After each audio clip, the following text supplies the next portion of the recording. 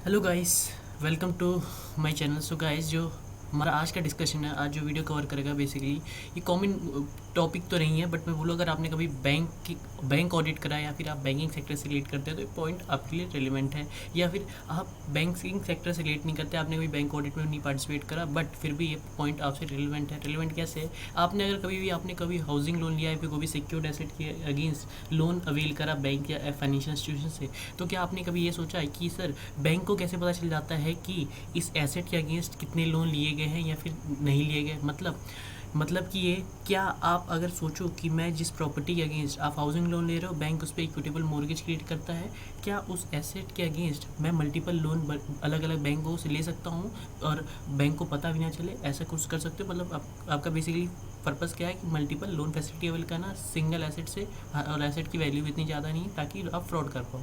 या कभी आपने पहले के टाइम में ये सोचा हो कि सुना हो ट्रांजेक्शन्स की, जहाँ पे होती थी कि सर प्रॉपर्टी सेल हो जाती थी और बायर को पता ही नहीं होता कि उस प्रॉपर्टी पे कोई अनपेड लोन पड़ा हुआ है और बायर पे वो लायबिलिटी आ जाती थी लोन की। तो बेसिकली सरसाई इसीलिए बना है। सरसाई होता क्या है, उससे पहले अगर हम इसकी बैकग्राउंड समझ ले तो आप अच्छे से रिलेट कर पाएंगे सरसाई के बारे में। चलिए, बैकग्राउंड इस तरीके से है कि ये पर्सन क्या थे, मिस्टर फ्रॉडस्टर। मिस्टर फ्रॉडस्टर का नाम ही पता है कि भाई इंटेंशन की क्या है, फ्रॉड करना। ये गए एबीसी बैंक के पास कि सर हमें कोई लोन चाहिए, लोन चाहिए सिक्योर्ड एसेट के अगेंस्ट। ठीक है, बैंक सिक्योर्ड एसेट के अगेंस्ट बेसिकली क्या है कि मिस्टर फ्रॉडस्टर गया बैंक के पास कि सर हमें क्या चाहिए, हमें लोन चाहिए। बैंक बोलता है बदले में हमें क्या मिलेगा? आप तो चले जाओगे, बदले में हमें क्या मिलेगा? तो बैंक मेरा सेफर साइड पे चलेगा। तो बैंक बोलता है कि हमें कोई सिक्योरिटी चाहिए। इन्होंने सिक्योरिटी दी अपने लैंड या बिल्डिंग की, ऑफिस बिल्डिंग की इन्होंने सिक्योरिटी दे दी। तो बैंक तो सोच रहा था कि अगर ये इन केस फ्यूचर में डिफ़ॉल्ट भी करते हैं तो 50 लाख का लोन है और प्रॉपर्टी की जो वैल्यूएशन है वो अराउंड 70 to 80 लाख है, तो हम तो प्रॉपर्टी बेच के पैसा रिकवर कर लेंगे।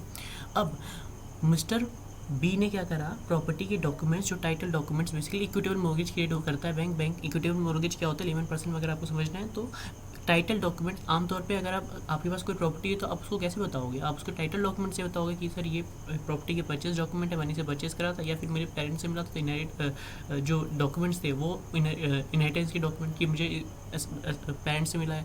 तो जो भी आप टाइटल डॉक्यूमेंट जिस पे आपका नाम लिखा है, ठीक है, वो आप बेसिकली दिखा के बताओगे लोगों को कि ये मेरे नाम पे प्रॉपर्टी है। वो टाइटल डॉक्यूमेंट आप किसी के पास दे देते हो, बैंक की पोजीशंस में देते हो, बैंक अपने पास रख लेता है टिल द टाइम जब तक आप लोन को पे ना कर दो पूरा।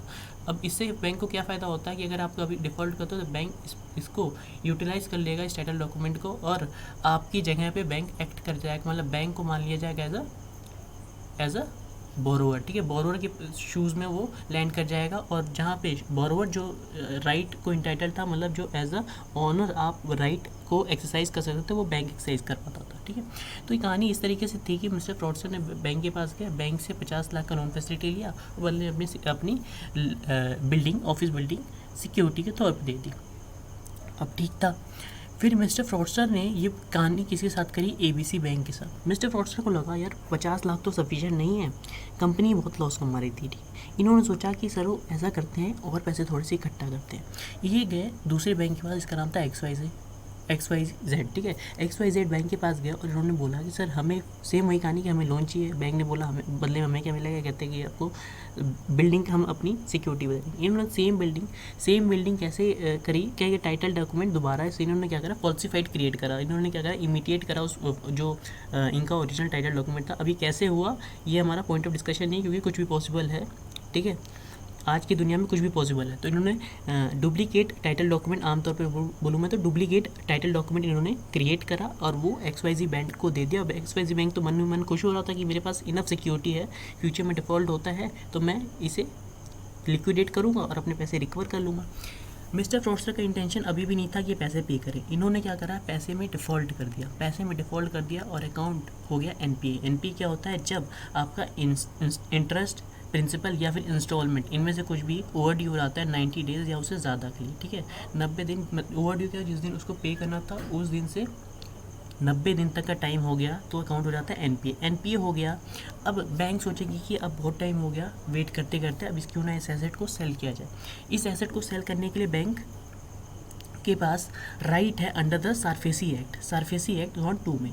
सारफेसी एक्ट का सेक्शन 13 एम्पावर ये करता है बैंक को कि अगर बैंक के पैसे में आप पे करने में आपने कोई डिफ़ॉल्ट कर दिया अगर, तो बैंक के पास पावर है, बैंक आपको क्या करेगी, अकाउंट एनपीए होने तक का वेट करेगी। 90 डेज़ का टाइम इनफ था, आपने तब भी पे नहीं करे, बैंक ने अभी भी आपको नोटिस दिया और उसमें भी टाइम देगा 60 डेज़ का, 60 डेज़ का टाइम देगा। बैंक वेट करेगा कि आप आते हो कि नहीं आते हो, या आप कोई रिप्रेजेंटेशन देनी है तो करो। तो आपने कुछ भी सफिशिएंट रिप्रेजेंटेशन मिस्टर फ्रॉडस्टर ने अभी भी नहीं दी। क्यों नहीं दी? क्योंकि इनका इंटेंशन तो था ही नहीं पैसे पे करने का।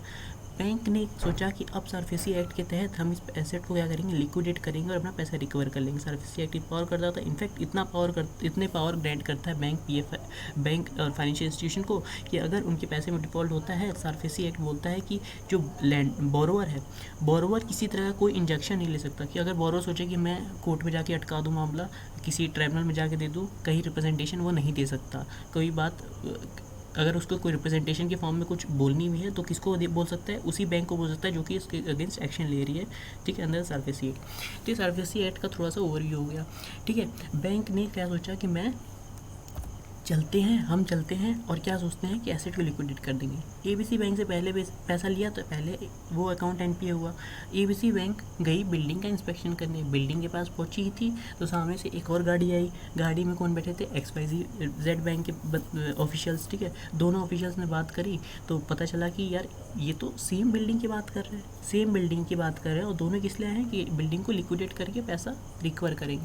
और तब 3-4 गाड़ियाँ और खड़ी थी तो ये पता चला कि ऐसा सिर्फ हमारे साथ नहीं हुआ, मल्टीपल बैंक से फैसिलिटी ली गई अगेंस्ट द सिंगल एसेट। अब एसेट की तो मार्केट वैल्यू जो वैल्यूशन थी वो 70 से 80 लाख थी, बट लोन ले लिया गया इससे 1.5 से 2 करोड़ का।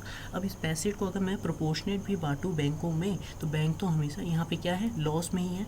बैंकों का इससे क्या होता था, नुकसान हो जाता था। ये कहानी थी पहले की कहानी थी।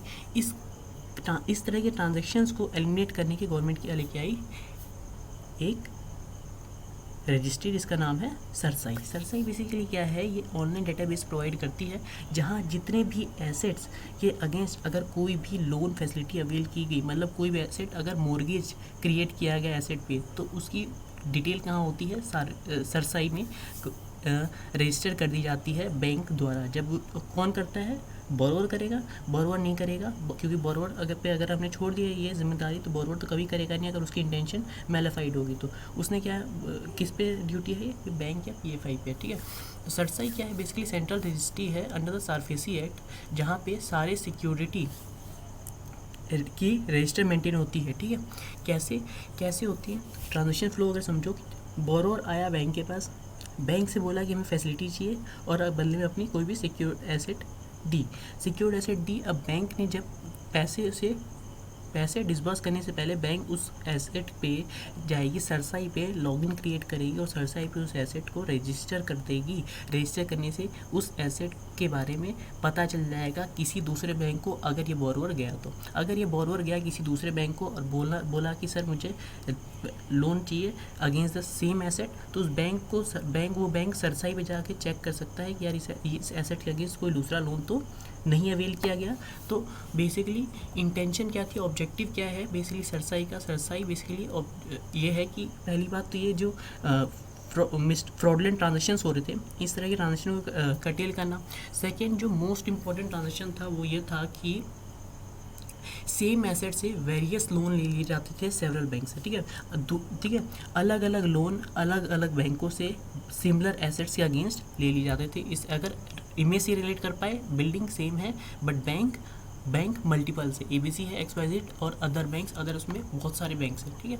तो सरसाई बेसिकली ये है कि फ्रॉडलेंट ट्रांजेक्शन्स को जहाँ पे सिक्योरिटी की बात आती थी तो सारे सिक्योरिटी इंटरेस्ट हम एक जगह अगर रजिस्टर मेंटेन कर लेंगे इनका, तो अगर कोई भी पर्सन उस सेम एसेट के अगेंस्ट दोबारा लोन क्रिएट करना चाहता है तो सामने वाले बैंक को पता चल जाएगा इन एडवांस, ठीक है, लोन डिसबर्स करने से पहले ही, ठीक है।